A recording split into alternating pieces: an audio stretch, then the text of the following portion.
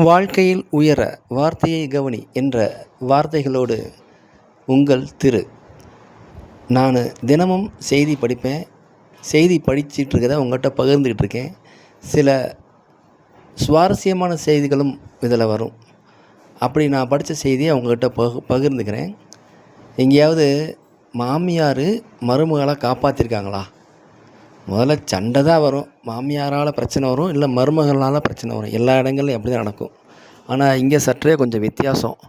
விழுப்புரம் மாவட்டத்தில் தன் மருமகள் வரப்பில் நடந்து போயிட்டுருக்கும்போது எதிர்பாராத விதமாக 60 அடி ஆழமுள்ள ஒரு கிணத்துல விழுந்துட்டாங்க.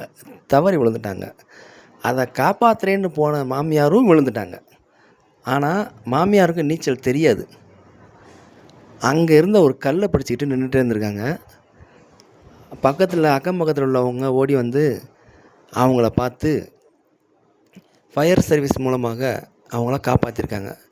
பாருங்கள், எல்லார் வீட்லேயும் இதே மாதிரி ஒரு மாமியார் இருந்தால் எவ்வளோ நல்லாயிருக்கும்.